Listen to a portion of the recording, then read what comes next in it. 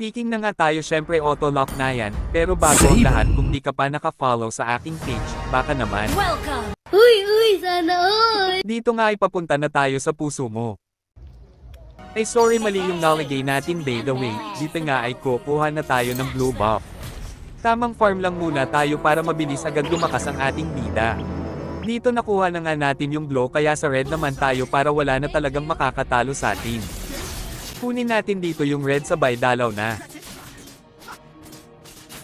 Tamang tingin-tingin lang muna sa mapa.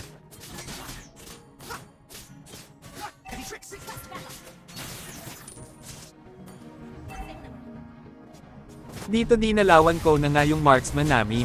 Nagulat ako kay Gatot nasa damo pala pero wala yan sa atin, kasi tayo ang pinakamalakas mag-gas iron dito sa Pilipinas kaya kung sino gustong maki 1v1 dyan comment lang sa baba.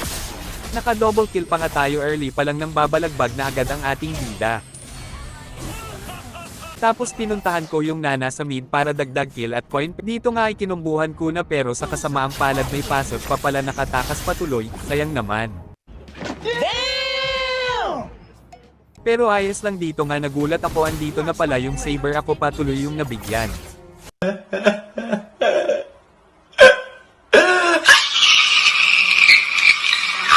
Pero ayos lang yun, ang importante mahal kita.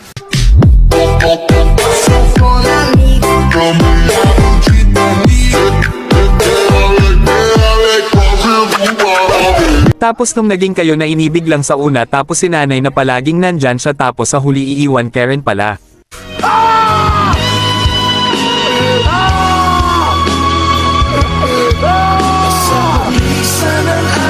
Alas man ang bunga nga mo, ha?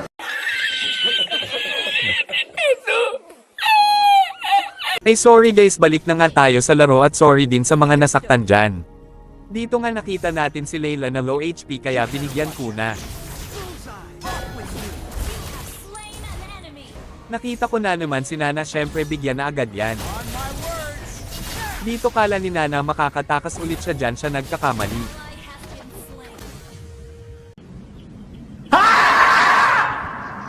King inang estes to, inagaw pa nga di po nga tayo nakakabawi sa daganayan. Pinaghirapan kong patayin, iba lang makikinabang pero sige pagbigyan, syempre mabait tayo kaya wag tayong maging madamat. Kaya ako na lang ang nagpasalamat sa kanya, dito nga ay pupuntahan ko si D-Rot sa top para bigyan pero masyado na palang masakit ang putol kaya ako patuloy yung napatay.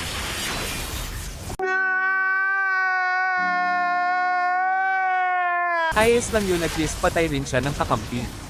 Dito ang ipinabilis ko na yung cooldown kasi sobrang boring na ako pakahintay, kaya dali-dali agad akong pumunta sa bot lane para pumitas. Dito sobrang kunat na pala ng Gatot kaya di ko nabigyan, montik pa nga akong tamaan ng laser ni Layla. Dito kumuha muna ako ng red buff ng napakabilis para tulungan yung kakampi ko. Dito nga nasubrahan sa tapang si D-Rot kaya nauna siyang pumanaw.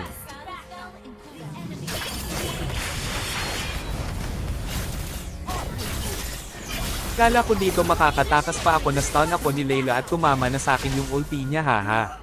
Dito gagamit ako ng pinagbabawal na technique kaya naubos sila sa clash na to. O di ba kala nyo patay na ko dun sa saber, abuti na lang dumating ang tagapagligtas ko. Sinunod ko agad si Nana kasi siya yung malambot at wag kang mag-alala Gatot, sunod ka na rin. Atras muna tayo kasi meron kuryente, baka mag-round tayo.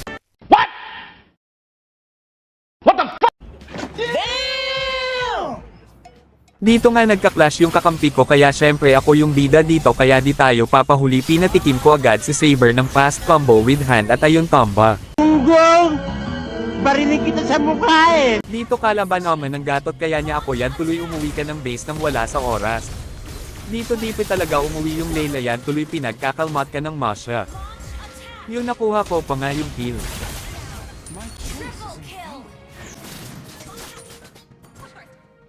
Dito kakabuhay lang ni Nana kaya agad kong pinabalik sa base nila. Dito lamok na lang sa akin yung saber nila, bigla ba naman natunaw sa second skill ko. Dito gagamitin ko na ang Omega Superpower ko para matapos na ang laro.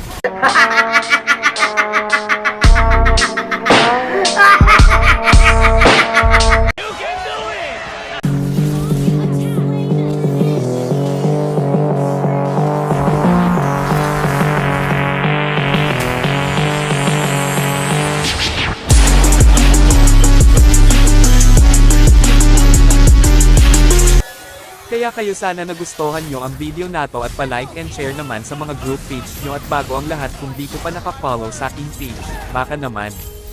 Hanggang sa uulitin, salamat.